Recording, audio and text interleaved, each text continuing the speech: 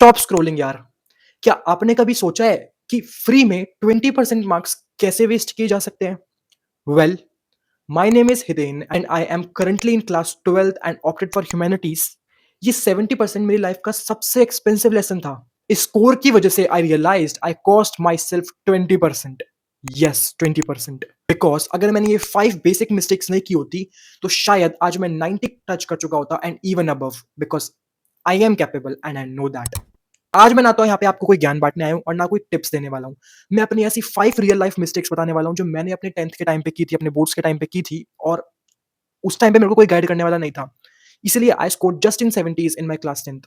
But आपको वो नहीं करना है, बिकॉज़ मैं आपको बताने के लिए आया हूँ।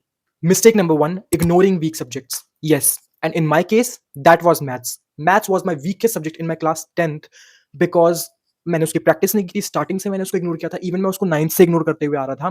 तो मतलब मेरी मैथ्स में बिल्कुल हालत खराब हो चुकी थी, बिल्कुल मैं डाउन जा चुका था। उसकी वजह से मेरे को उसके अंदर इंटरेस्ट नहीं आता था और इस वजह से मैं उसको इग्नोर करता था। और मेरे को एसएसटी मेरा फेवरेट सब्जेक्ट बन चुका था, तो मैं उसको ज़्यादा पढ़ता था।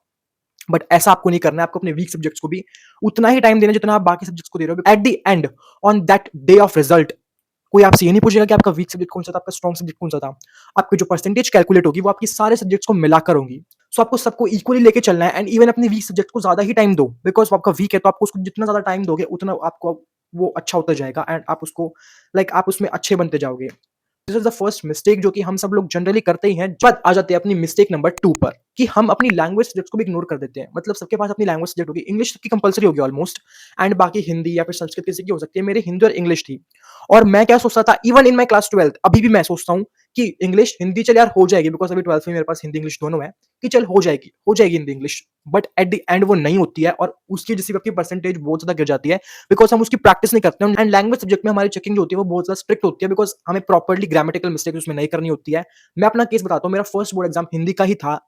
पढ़ा मैं कुछ नहीं था, मतलब पढ़ के तो मैं गया था, बट ना मैंने सैम्पल पेपर सॉल्व किया, ना मैंने कोई पीवाई क्यूज किए, ना मैंने कोई रिटर्न प्रैक्टिस की, ना मैंने कोई सैम्पल पेपर लगाए, जिसकी वजह से मैं अपना 9 मार्क्स का पेपर एज इट इज आता हुआ छोड़ के आ गया था। ऊपर से ना मैंने जो रिटर्न प्रैक्टिस नहीं की थी, उसकी वजह से मेरी जो मात्रा मिस्टेक्स हुई, मेरी इतनी दुनिया भर की मिस्टेक्स हुई, तो मेरा सेकंड लोएस्ट स्कोर जो था वो हिंदी में था। सबसे सबसे कम मेरा मैथ्स में स्कोर था एंड उससे थोड़ा सा ज्यादा हिंदी में। बट हिंदी के बाद मेरा पेपर था इंग्लिश का।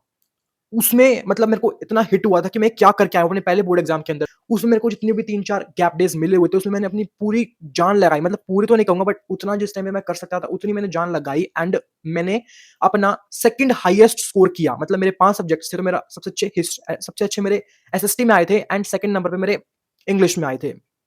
बिकॉज उसमें मैंने अपनी पूरी जान लगा दी। मैंने रिटर्न प्रैक्टिस जितनी हो सके उस टाइम पे उतनी की। मैंने अपना प्रॉपर प्लान बनाया कि हाँ, मेरे को इस सेक्शन को इतना टाइम देना है, मेरे को कुछ भी पेपर छोड़ के तो नहीं आना है। अब मेरे को रिवीजन का टाइम तो नहीं मिला, बिकॉज स्टार्टिंग से पूरे साल से पेपर वगैरह कुछ सॉल्व नहीं किए थे, बट मेरा पेपर छूटा भी नहीं।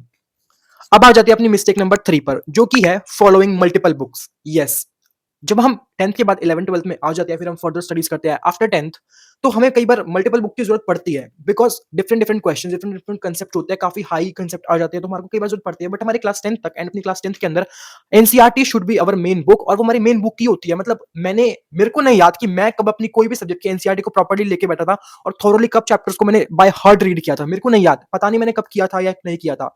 मोस्ट प्रोबेबली नहीं किया था।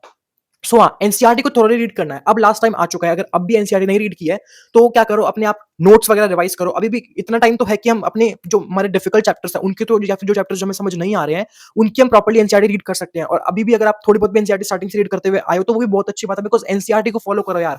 बाकी बुक्स में गलत भी हो सकता है, बट एनसीईआरटी में आपको कुछ गलत नहीं मिलेगा। आपको मतलब एनसीईआरटी के बीच से आएंगे, और अब तो कॉम्पिटेंसी लेवल, जो कॉम्पिटेंसी क्वेश्चन है उनका लेवल और बढ़ चुका है। कॉम्पिटेंसी बेस्ड अब ज्यादा आएगा एज कम्पेयर टू 2 साल पहले जब मैंने अपने 10th के बोर्ड्स दिए थे। तो अब तो आपको एनसीईआरटी बिल्कुल थॉरोली पढ़नी पड़ेगी। सो मैं क्या प्रेफर करता हूं, मैं अभी भी अपने क्लास 12th में वही प्रेफर कर रहा हूं, और 10th में भी क्या सबसे अच्छा कॉम्बिनेशन जो मान जाता है, first is NCERT, second is जब आपने एनसीईआरटी पढ़ ली, एनसीईआरटी के सारे बैच से क्वेश्चन प्रैक्टिस कर लिया, उसके बाद सेकंड इज आपको पीवाईक्यूज करने होते हैं, जो कि आप कोई भी एक अच्छा सा क्वेश्चन बैंक ले लो जिसमें कि आपके प्रॉपर पीवाईक्यूज हो। अब तक तो आप सबने मोस्ट प्रोबेबली ले ही होंगे, तो उसमें आपको प्रॉपर्ली पीवाईक्यूज प्रैक्टिस करने हैं। मतलब एक चैप्टर रिवाइज हो गया, उसके बाद उसके जितने क्वेश्चन लगा सकते हो। बेसिकली क्वेश्चन बैंक में क्या होता है, पीवाईक्यूज ही इंक्लूड होते हैं, वो लगा लो। अगर क्वेश्चन बैंक में नहीं खरीदना है तो internet is full of these study material. अपना चैप्टर का नेम सर्च करो और लिखो इंपोर्टेंट पीवाईक्यूज, आपके सामने सारे पीवाईक्यूज आ जाएंगे, जो उसमें ईयर्स भी मेंशन होंगे कि ये वाला क्वेश्चन इस स्पेसिफिक बोर्ड एग्जाम में इस ईयर के अंदर आया था। तो दिस इज वेरी इंपॉर्टेंट, तो ये जरूर करना। आ जाते हैं अपनी मिस्टेक नंबर 4 पे, and that is not solving sample papers. मैंने विश्वास नहीं हो रहा होगा, बट मैंने एक सिंगल सैंपल पेपर नहीं लगाया था अपने क्लास 10th के अंदर। कोई भी सब्जेक्ट में मैंने एक सिंगल सैंपल पेपर नहीं लगाया था। जो कि था मेरा बिगेस्ट ब्लंडर, जो कि था अभी तक का मेरा biggest, one of the biggest regret in my life और इन माय एकेडमिक्स, कि भाई मैंने सैंपल पेपर क्यों नहीं लगाया? बिकॉज़ यार मेरे से टाइम मैनेजमेंट ही नहीं हो रहा था। मैंने सैंपल पेपर नहीं लगाया बोर्ड एग्जाम से पहले, बोर्ड एग्जाम पेपर में छूटा 9 नंबर का। इंग्लिश में मैंने जैसे-तैसे मैनेज कर लिया कि मेरे को छोड़ना नहीं है, बट यार मेरे को किसी भी पेपर में रिवीजन का टाइम नहीं मिला। हाँ, एक्सेप्ट मैथ्स, बिकॉज़ मैथ्स में मेरे को कुछ समझ नहीं आ रहा था, क्या लिखूँ, क्वेश्चन कैसे सॉल्व करूँ, मैं पूरा टाइम खाली बैठा था। बट अदरवाइज बाकी पेपर में वो किसी भी रिवीजन का टाइम मिला ही नहीं कि अपने पेपर को गो थ्रू कर लूँ, आंसर शीट को गो थ्रू कर लूँ, देख लूँ क्या क्या कोई मैंने देख लूँ कि मैंने कोई मिस्टेक तो नहीं कर दिया है। भाई मेरे को टाइम ही नहीं मिला, बिकॉज़ मेरी स्पीड ही नहीं बन पाई थी। सैंपल पेपर आपकी स्पीड बनाता है, आपकी प्रैक्टिस अच्छे से करवाता है। आपको बोर्ड के टाइम बोर्ड एग्जाम लिखते हुए ऐसा लगता ही नहीं कि आप पहली बार बोर्ड एग्जाम दे रहे हो, बिकॉज़ आप पहले ही अपने प्रॉपर सैंपल पेपर लगा चुके हो। और सैंपल पेपर किस टाइप से लगाने हैं?